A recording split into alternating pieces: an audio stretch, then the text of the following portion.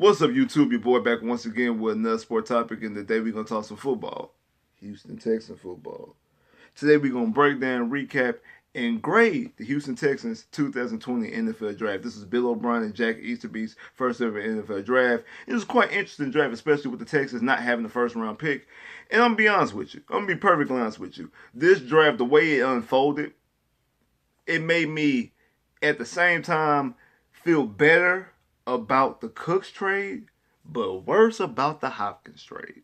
And I'm gonna break that down and when I get into the breakdown of the draft and the reason why I feel better about the Cooks trade, but also at the same time feel even worse about the Hopkins trade because of this. So we're gonna break this down. We're gonna talk about the selection that they made, the selection they should have made. And like I said, very interesting draft since the Texans didn't have a first round pick.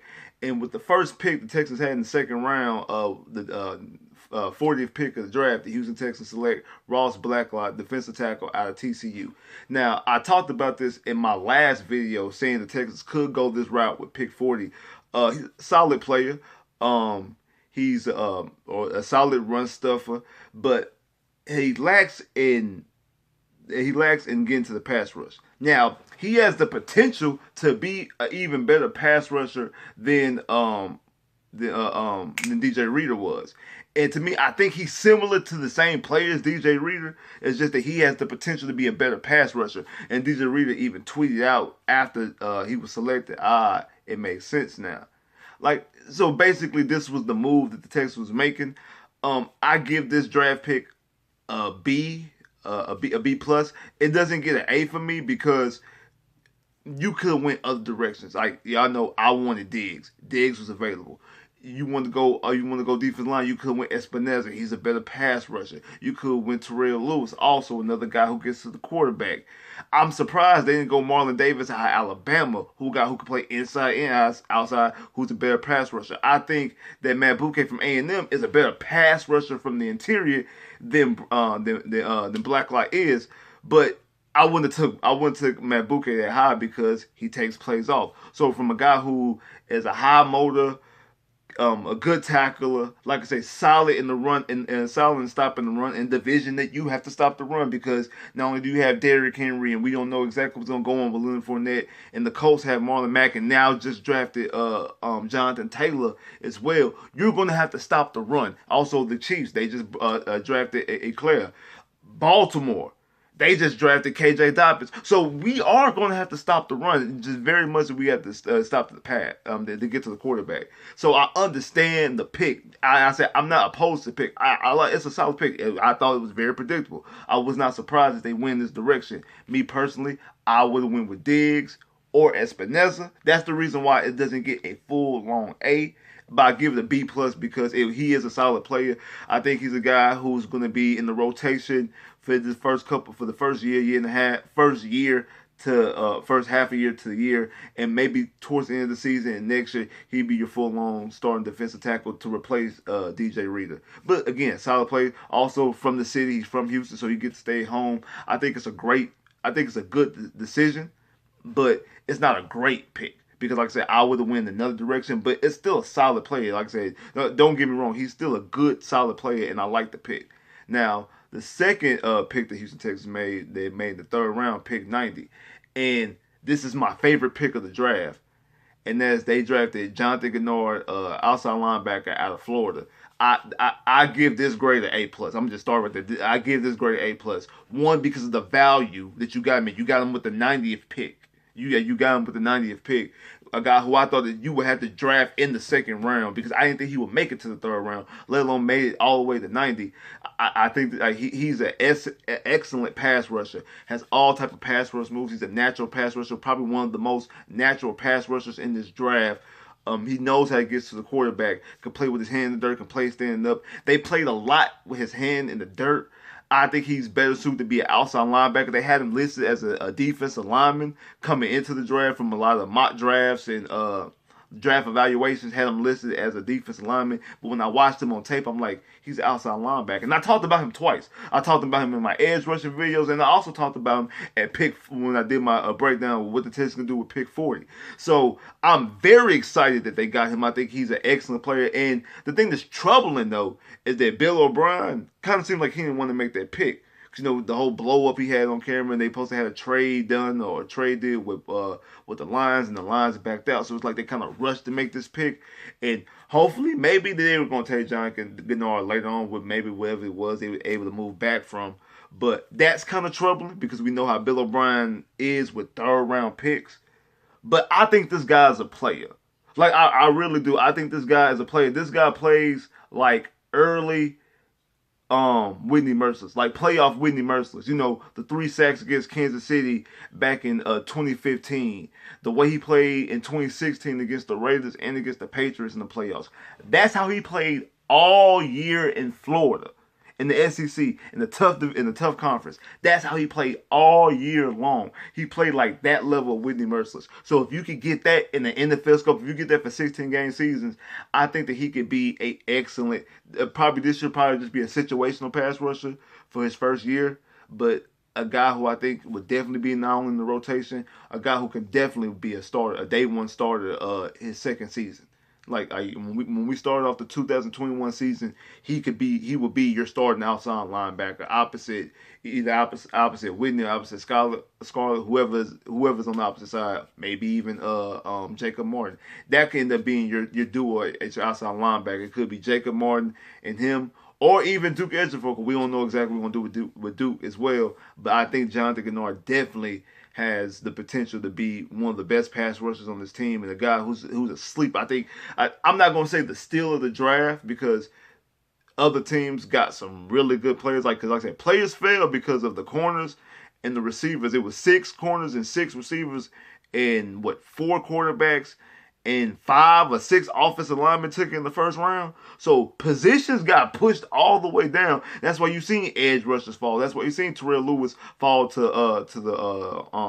the Rams. I think maybe like 2 picks before we was able to get Jonathan Greenard. So you've seen a lot of guys fall. That's why you see Espinosa fall into the middle, late second round. That's why you've seen these guys fall because how it was so other positions getting taken in the first round. So you got great value. And that's why I stood up and clapped when we drafted him because I'm very excited about this pick. We have an absolute player in Jonathan Greenard. I think he's going to be a nice, solid player.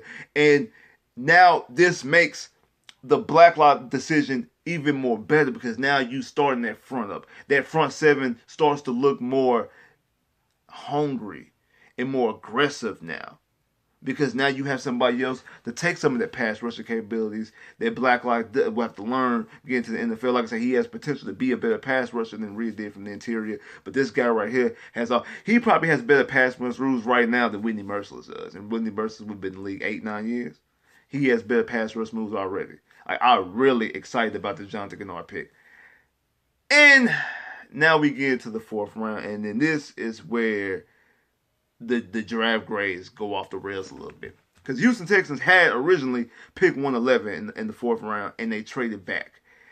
And they traded back, if I'm not mistaken, to pick 136 and also pick 141. And would pick, they traded back and then traded back up to pick 126 to draft offensive tackle Chad Heck. If I'm not mistaken, his name is Chad Heck. Let me make sure I'm pronouncing his name correctly.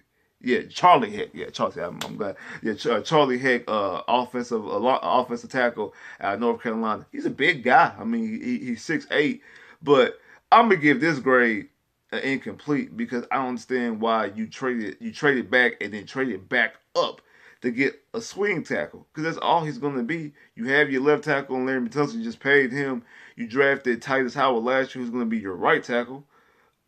You traded back up to get a swing tackle when you were in prime position. This is another reason why this frustrates me because when pick 111, you were in prime position to draft LaMichael Pilon or Anthony McFarland, the 2 running backs. LaMichael Pilon, running back out of Florida, and Anthony McFarland, running back out of Maryland.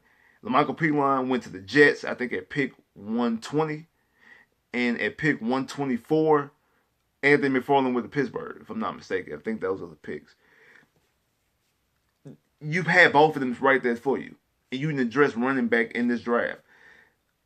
That right there is frustrating long, and that's the reason why. Like I said, I don't really know too much about Charlie Heck outside he's nothing going to be more than a swing tackle. If I think that's his high, I think that's his ceiling is he's going to be a swing tackle. I don't think you after you pay Larry Tunsil, you invest in the first round pick and Tyus Howard, you don't expect him to come out there and compete for that job. So, and like I said, I'm not really all that evaluation with the offensive lineman.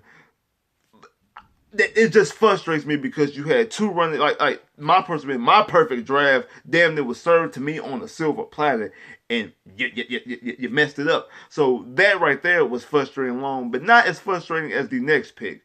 And with pick 141, the Houston Texans select John Reid, cornerback out of Penn State. Okay.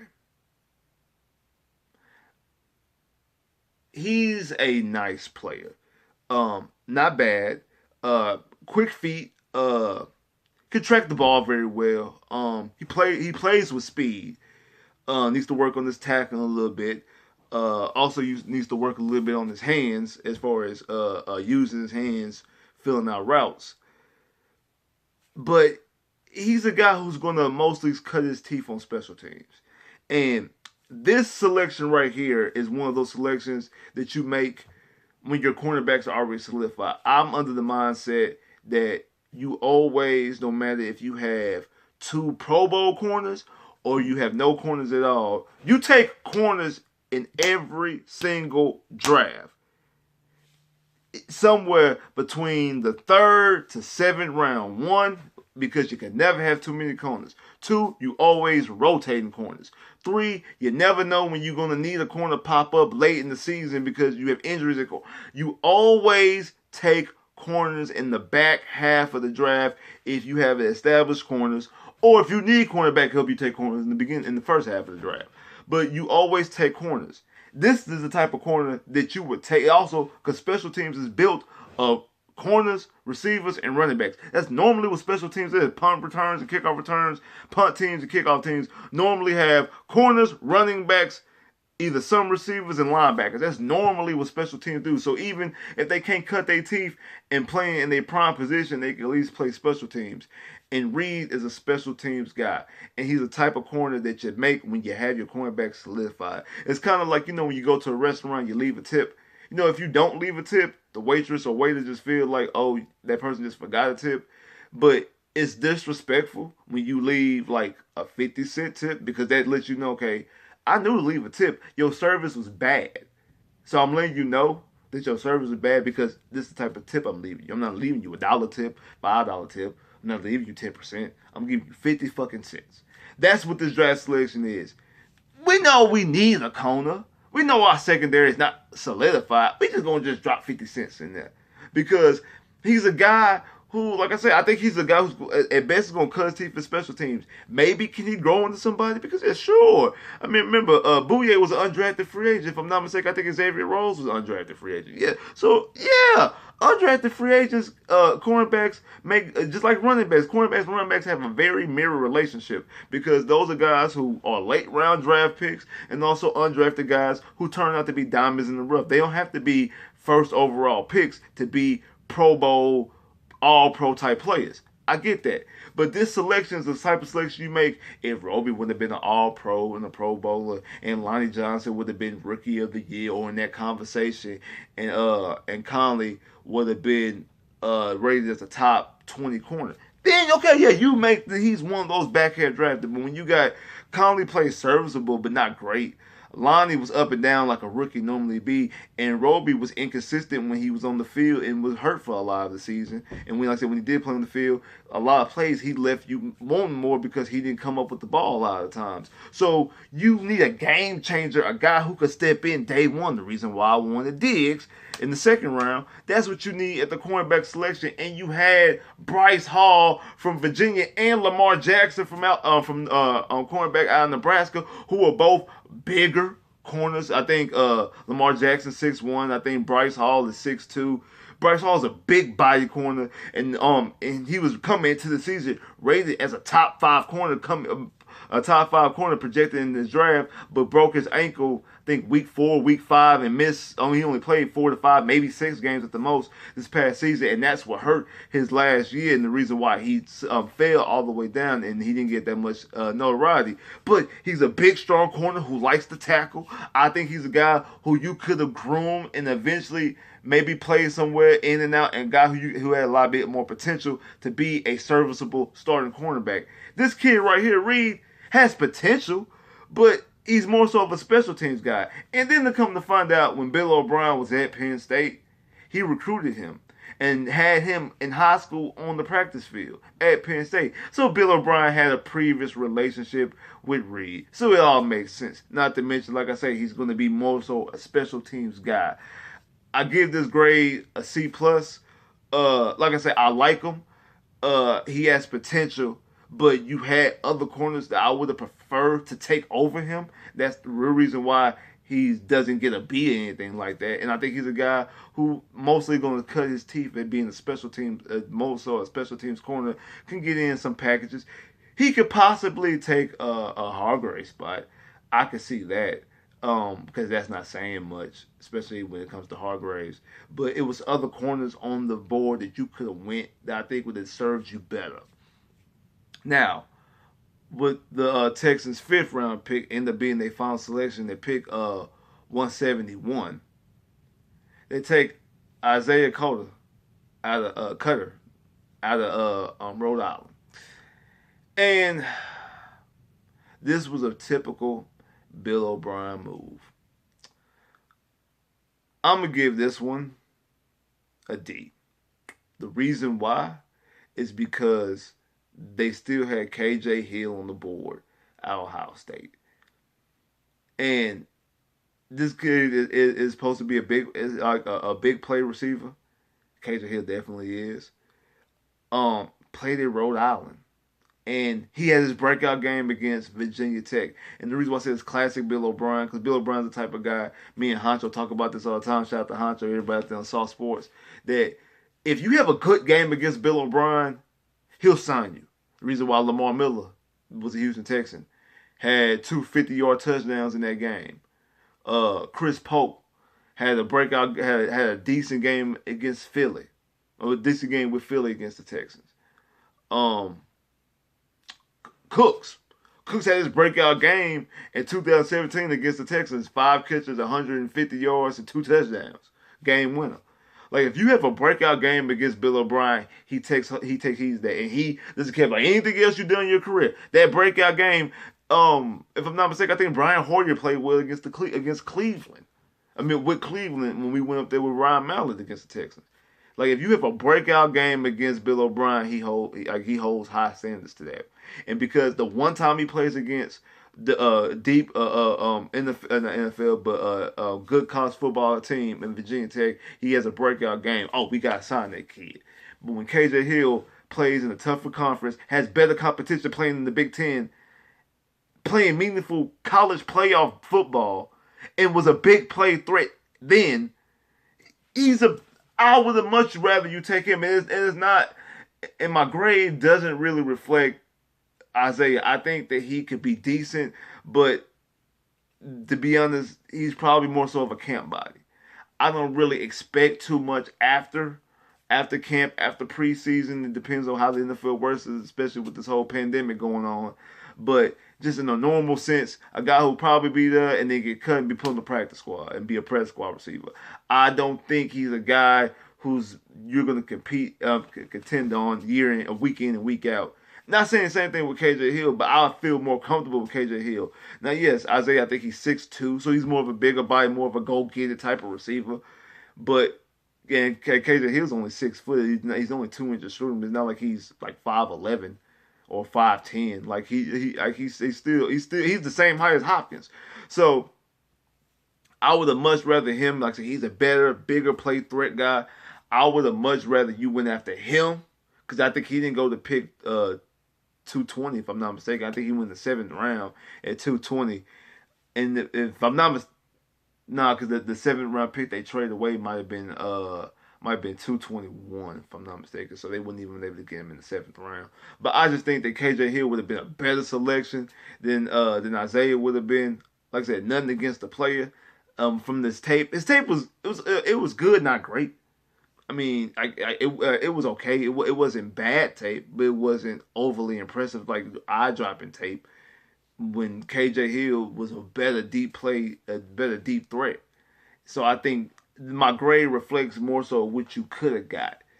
And just like I said, I think it's just a classic Bill O'Brien decision. And then the reason why I said earlier, when I said that this draft made me feel more comfortable about the the Cooks trade and worse about the Hopkins trade was because how the receivers flew off the board. And when the Texans picked that pick 40, only receiver that was worth taking was Denzel Mims because Brandon Ayuk won the first round. Uh, who else won the first round? I mean, of course, you had Ruggs, CeeDee Lamb, Judy, Rager, like I said, Brandon Ayuk. Then T. Higgins went. Michael Pittman went early in the 2nd round. Like, you had all these guys go in the 1st and 2nd round before you even got to pick 40. Only person that was left was Denzel Mims. And yes, I would have been happy with Denzel Mims, but I would have rather have my pick of the litter. So I'm cool with them taking. With them bringing in Brandon Cooks based off of that. But the reason why I feel worse about the Hopkins trade is because we should have had the 8th overall pick and had our pick of the litter because there was no receiver. All the receivers on the board at 8. So you could win Ruggs if you wanted to go speed. You could win CeeDee Lamb if you wanted to compare somebody to somebody who's compared to Hopkins. Or if you want to get good route running, go after Judy. You could have your pick of the litter out receivers if you get the 8th pick in the draft, which you're supposed to get when you have a bona fide number 1 receiver that you're just giving away. You have to get the 4th. You have to get the 8th pick. They should have got the 8th and the 40th pick, and they would have been in smooth sailing. They could have had the exact same draft, but then add on top CeeDee Lamb, Ruggs, or Judy. This is an A+ draft. If you give me the exact same draft, but then you add all the players, even the grades I gave them, but you add CeeDee Lamb or Ruggs or Jared Jr. on top of that because they would have the 8th pick in the draft, now we have something to talk about. But my overall grade for the draft, in my personal opinion, is a C+. Yeah, I'll give him a C+. And it's basically based off the strength of Jonathan Greenard, who I gave an A+ to, and then also Ross Blacklock, who I gave a B+ to. It's mostly off of them because I gave, like I say, incomplete when it comes to Charlie Heck because I know nothing about Charlie Heck outside. I think he's a coach's son. I think his dad coaches the Chiefs, if I'm not mistaken, and he's 6'8". And he's going to be a swing tackle. And I think you got a project. And I think the last 2 picks, even though normally you get projects in those picks too, but both Reid and Isaiah, both of those guys are project picks. And you had guys who I think were still could have been projects as well, but a little bit more assured things who I felt more comfortable playing playing faster than those two out of KJ Hill from Ohio State and also Bryce Hall out of Virginia Tech. Not to mention, you could have had Michael P-Line in this whole situation as well. Another thing that frustrates me because they didn't address running back. Now, I know they did when it comes to undrafted free agents. They got Scotty Phillips out of Ole Miss, who, by the way, 2 years ago just demolished my Texas Tech Red Raiders. He kind of runs a little bit stiff. He can break some tackles. He can get loose, but he runs a little bit stiff. They got Simmons out of Georgia, the wide receiver. What's his name? Tyrone Simmons, if I'm not mistaken. What's his name? Tyler Simmons, receiver out of Georgia, big body guy. They got Jameer Jones, a linebacker out of Notre Dame. Kadero Awuke, guard out of TCU. And then Dalen Steffen, tight end. Those are the undrafted free agents that they brought in. Like I said, just really some camp guys. Because you just bring in some undrafted free agents. I wish they would have brought in Thaddeus Moss. they're gonna bring in the tight end. I wish they would have brought in Randy Moss on Thaddeus Moss just to bring him in. Just it wouldn't hurt just to look at him. I know Randy Moss has come to the Texans a couple of times during training camp on his own to talk to the receivers a couple of years. I think he did it back-to-back years in 17 and either 17 and 18 or 17 and 16. But I think he did it in back-to-back years. So he definitely would came if his son Thaddeus was here. And I think that just would have brought in just another veteran presence because he's been around his dad. So even though he himself is not a veteran, but his dad, bring his dad into the fold and him coming around, I think that would also help, especially with Andre Johnson being around, peeking his head in the building. That will help some of the receivers that we already have on the roster just to come in and talk and do things like that. So I think that would have been more beneficial.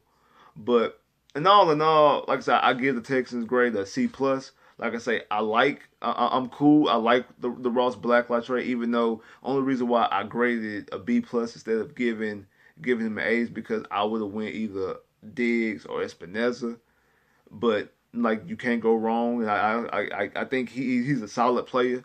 Like I said about Jonathan Greenard, that's an A plus. That to me, that's the best selection that they had because where you got him from, the value that you got him from, and exactly the type of player I think he can be. Also, like I said, Charlie Heck, incomplete because don't really know. Swing tackle, and you lost out on either LaMichael P. Line and Anthony McFarland, in my opinion. And then Reid out of Penn State could have had Bryce Hall. I like Bryce Hall's better than me. Same thing with Isaiah out of Rhode Island. Could have had KJ Hill. KJ Hill out of Ohio State. Better big play receiver, in my opinion. A guy who I would have trust more in training camp to probably take somebody's job and earn a spot on this roster. Same thing with Bryce Hall, a guy who I think who would have earned a spot, who wouldn't have to just be a special teams guy. Because I think that's what Reid. I think Reid ultimately is just going to be a guy who's going to be a special teams guy. Maybe every now and again, maybe get in. I think his ceiling is probably taking away Hargrave's reps and getting Hargrave's job, whatever that's worth. Because I'm really not sure what Hargraves is going to be doing this season.